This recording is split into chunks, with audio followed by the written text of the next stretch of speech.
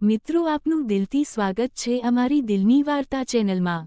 આજે અમે તમારા માટે એવી અદ્ભુત અને રહસ્યમય સ્ટોરી લઈને આવ્યા છીએ જેને સાંભળીને તમે ખરેખર ચોંકી જશો। મારા ઘરમાં મારા સાસુ સસરા, મારા જેઠ જેઠાણી અને મારી જેઠાણીનો એક છોકરો, જેની ઉંમર 3 વર્ષની હતી, એટલા લોકો અમે સાથે રહેતા। મારા પતિ સુરતની અંદર નોકરી કરતા હતા। તે 4-5 મહિને આવતા અને 7-8 દિવસ મારી સાથે રહેતા। તેના ગયા પછી મને તેની ખૂબ જ યાદ આવતી। થોડા સમય પછી મારા જેઠ પણ મજૂરી કામ માટે બહાર જતા રહ્યા। એક દિવસ મારી જેઠાણીએ મને પૂછ્યું, રોશની, હવે તારો પતિ 3 મહિના પછી આવશે અને તારા જેઠ લગભગ 1 મહિના પછી આવશે, તો આટલા સમયે તું શું કરીશ? મેં તેને કહ્યું, હું શું કરું? તો મારા જેઠાણી બોલ્યા, સારું, તો મારે જ કંઈ કરવું પડશે। આટલું કહીને તે ત્યાંથી જતી રહી। હું આખો દિવસ વિચારતી રહી કે મારી જેઠાણી શું કરવા માંગે છે। સાંજે મારા સાસુ સસરા ભોજન કરીને સૂવા માટે જતા રહ્યા। મેં અને મારી જેઠાણીએ રસોડાનું બધું કામ પૂરું કર્યું અને હું મારા બેડરૂમમાં સૂવા માટે જતી રહી। રાતના લગભગ 2 વાગ્યા હતા। હું પાણી પીવા માટે જાગી। મારી બોટલમાં પાણી ખૂટી ગયું હતું એટલે હું રસોડાની અંદર પાણી પીવા માટે ગઈ।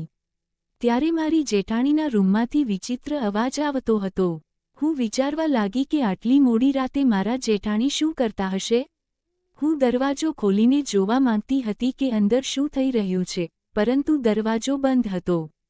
હું બહાર ગઈ અને બારીમાંથી ડોકાઈને જોવા લાગી। મારી જેઠાણી અંદર કંઈ કરી રહી હતી, પરંતુ અંદર કોણ હતું, હું વિચારવા લાગી। મેં જોવાની ઘણી કોશિશ કરી, પરંતુ મને કોઈ દેખાતું નહોતું। પછી હું મારા રૂમમાં પાછી આવી ગઈ અને સૂઈ ગઈ, પરંતુ આખી રાત મને ઊંઘ ન આવી। વહેલી સવારે મેં ચા બનાવીને પીધી અને પછી બીજા કામ ઉપર લાગી ગઈ। થોડીવાર પછી જમવાનું બનાવ્યું અને કપડાં ધોયા, ઘર સાફ કર્યું। ઘરનું બધું કામ પૂરું કર્યા પછી હું બપોરે ફ્રી થઈ ગઈ। બપોરે જમ્યા પછી મારા સાસુ અને મારા સસરા આરામ કરવા માટે પોતાના રૂમમાં જતા રહ્યા। તે સમયે મેં મારી જેઠાણીને કહ્યું, મારે તમને એક વાત પૂછવી હતી। મારા જેઠાણીએ કહ્યું, હા, પૂછો। મેં કહ્યું, ગઈ રાતે તમારા રૂમમાંથી મને વિચિત્ર અવાજ આવી રહ્યો હતો। તો મારી જેઠાણી બોલ્યા, રોશની, તને તો ખબર છે કે મારા પતિ અત્યારે કામ માટે બહાર ગયા છે અને મને શેની જરૂર હોય છે તે તું પોતાની જાતે સમજી શકે છે, કારણ કે તું સમજદાર તો છે જ, અને તારે પણ જરૂર હોય તો તું પણ તેને બોલાવી શકે છે। મેં તરત જ કહ્યું, મારે પણ જરૂર છે। કોણ હતું? મારા જેઠાણી કહેવા લાગ્યા કે આજે હું તેને બોલાવીશ ત્યારે તું તારી નજરેથી જોઈ લેજે। હવે હું રાત પડવાની રાહ જોવા લાગી। ખૂબ જ મુશ્કેલીથી મારો દિવસ પસાર થયો। સાંજે હું મારી જેઠાણી સાથે બજારમાં ગઈ અને જ્યારે મેં તેના વિશે પૂછ્યું તો મારા જેઠાણી બોલ્યા, મારી સાથે આવ, તેની સાથે તારો મિલાપ કરાવું છું। મારા જેઠાણી મને દૂધવાળા પાસે લઈ ગયા। મેં કહ્યું, આપણા ઘરે દૂધ તો પડ્યું જ છે। તો મારા જેઠાણીએ કહ્યું, મને ખ્યાલ છે। જ્યારે અમે દૂધવાળાની પાસે ગયા તો તે હસતા હસતા બોલ્યો, આવો મેડમ, આવો। અને જ્યાં તેણે ગેસનો ચૂલો મૂક્યો હતો તે મને ત્યાં લઈ ગયો। મારા જેઠાણી પણ મારી સાથે આવી રહ્યા હતા। મેં લીલા રંગની સાડી પહેરી લીધી હતી અને મારા જેઠાણીએ સરસ મજાનો પંજાબી ડ્રેસ પહેર્યો હતો। થોડીવાર પછી મારા જેઠાણીએ તેને ઈશારો કર્યો એટલે તરત જ દૂધવાળો ભાઈ બોલ્યો, ઠીક છે, સાંજે હું આવીશ। હવે હું પણ થોડું થોડું સમજવા લાગી હતી, પરંતુ હું હજી પૂરેપૂરું સમજી શકી નહોતી। પછી મેં મારા જેઠાણીને પૂછ્યું તો તેણે પોતાની એક આંખ બંધ કરી મને બધું સમજાવ્યું। થોડીવાર પછી હું અને મારા જેઠાણી ઘરે આવ્યા અને ઘરનું બધું કામ પૂરું કર્યું। મારા સાસુ સસરાને જમવાનું આપ્યું અને તે જમ્યા એટલે તેના રૂમમાં મોકલી દીધા। પછી અમે બંને દૂધવાળા ભાઈની રાહ જોવા લાગ્યા। 10 વાગ્યે દૂધવાળો ભાઈ અમારા ઘરે આવ્યો। તે પાછળના દરવાજાથી ઘરમાં આવ્યો। ત્યારે હું મારી જેઠાણીના રૂમમાં જતી રહી હતી। જ્યારે તે રૂમમાં આવ્યો ત્યારે મારી સાથે મારી જેઠાણીનો છોકરો રમી રહ્યો હતો।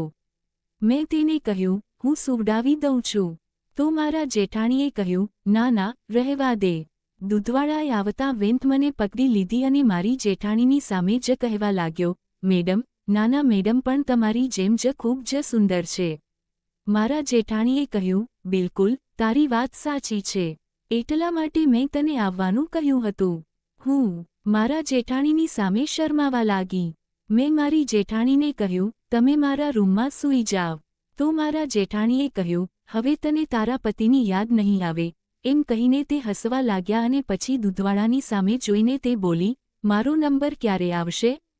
તો દૂધવાળો કહેવા લાગ્યો કે થોડીવાર પછી. અમે વાતો કરવા લાગ્યા. જેઠાણી મને બતાવી રહ્યા હતા કે તેણે કઈ રીતે દૂધવાળા ભાઈ સાથે સેટિંગ કર્યું. હું છોકરા સાથે રમી રહી હતી. જેઠાણી બોલ્યા, સૂઈ જા દીકરા, હું તને એક બીજો નાનો ભાઈ આપું છું. મારા જેઠાણી બોલ્યા, હા જરૂર. મારા જેઠાણી મારી બાજુમાં જઈને સૂઈ રહ્યા હતા અને છોકરો નીચે રમી રહ્યો હતો. મેં જઈને તેને તેડી લીધો અને હું તેનો ચહેરો ધ્યાનથી જોવા લાગી અને પછી હું આશ્ચર્યચકિત થઈ ગઈ, કારણ કે તેનો ચહેરો દૂધવાળા ભાઈ સાથે બિલકુલ મેચ થતો હતો.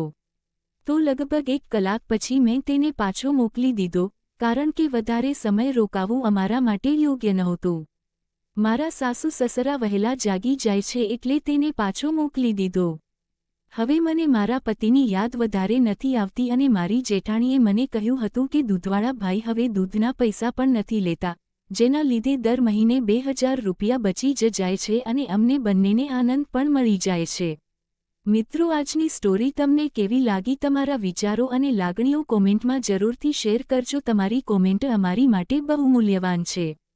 અને હા, જો સ્ટોરી ગમી હોય તો દિલની વાર્તા ચેનલને સબસ્ક્રાઇબ કરીને અમારી સાથે જોડાયેલા રહેજો.